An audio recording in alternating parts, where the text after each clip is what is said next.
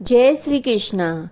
ज्येष्ठ मास में शुक्ल पक्ष की एकादशी को निर्जला एकादशी के नाम से जाना जाता है। निर्जला एकादशी को बिना जल ग्रहण किए उपवास रखा जाता है। यह व्रत सबसे कठिन माना जाता है। ज्येष्ठ मास की भीषण गर्मी में बिना जल के संयम से इस व्रत का पालन किया जाता है।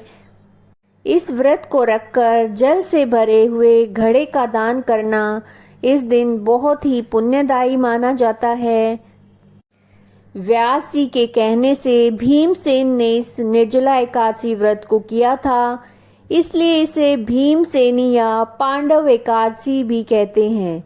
इस व्रत को रखने से साल भर की एकादशियों और जो अधिक मास की जो 2 एकादशियां आती हैं उन सब का फल मिलता है। इस व्रत के प्रभाव से सभी पापों से मुक्ति मिलती है और प्रभु की कृपा प्राप्त होती है। तो आइए जानिए ज्येष्ठ मास शुक्ल पक्ष की एकादशी का व्रत कब रखा जाएगा, एकादशी कब आरंभ हो रही है, कब समाप्त हो रही है और क्या पारण का समय रहेगा। जो एकादशी तिथि है वो 6 जून को सुबह 2:15 पर शुरू हो रही है और 7 जून को सुबह 4:47 पर तिथि की समाप्ति हो रही है। ऐसे में देखिए दोनों ही दिन निर्जला एकादशी व्रत का जो संयोग है वो बन रहा है। दोनों ही दिन एकादशी व्रत रखा जा सकता है। 6 जून को शुद्ध एकादशी है तथा 7 जून को भी उदय तिथि में एकादशी है, तो ऐसे में दोनों ही दिन एकादशी का व्रत रखा जा सकता है।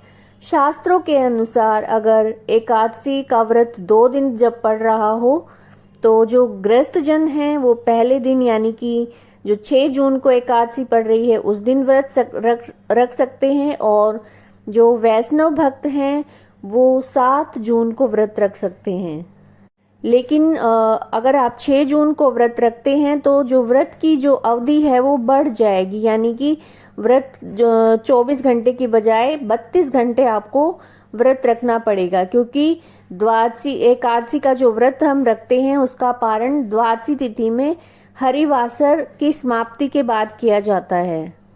जो भक्त 6 जून को व्रत रख रहे हैं उनका जो पारण का जो समय रहेगा वो 7 जून को दोपहर 1:44 से 4:31 तक है। तो ऐसे में देखिए व्रत की जो अवधि है, रखने का जो समय है वो आपका 24 घंटे की बजाय 32 घंटे हो जाएगा और ऐसे में निर्जला रहकर आपको व्रत रखना है तो जो कि काफ़ी आपको कठिन हो जाएगा।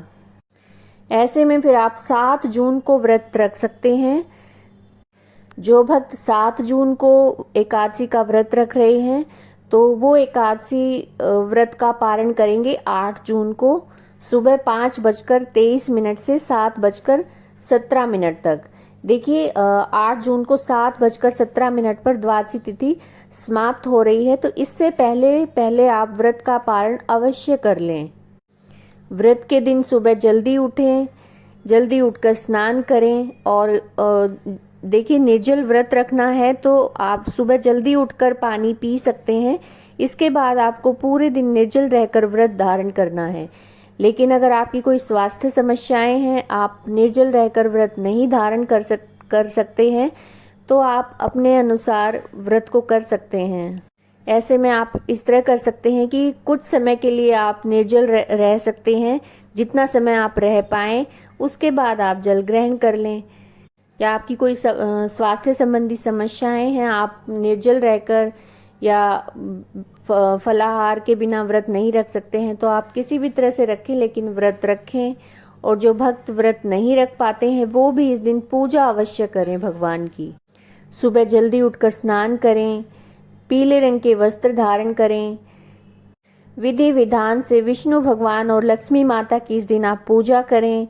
भगवान को पीले फूल, फल, धूप, दीप अर्पित करें। तुलसी दल और पंचामृत अवश्य अर्पित करें, लेकिन ध्यान रहे कि जो तुलसी पत्र है वो एकादशी के दिन आप बिल्कुल ना तोड़ें, पहले से ही आप तोड़कर रखें। और इस दिन मौन रहने का प्रयास करें, किसी की भी निंदा ना करें और इस दिन में बिल्कुल ना सोएं। रात्रि में हो सके तो आप भजन कीर्तन द्वारा रात्रि व्यतीत करें और भगवान विष्णु भगवान के मंत्रों का जप करते हुए ये पूरा दिन व्यतीत करें। यानी कि जितना संभव हो सके उतना आप मंत्रों का जप करें, भजन कीर्तन करें। अगर ये वीडियो उपयोगी लगी है, अच्छी लगी है तो लाइक कीजिएगा, शेयर कीजिएगा और चैनल को सब्सक्राइब कीजिएगा। जय श्री कृष्ण।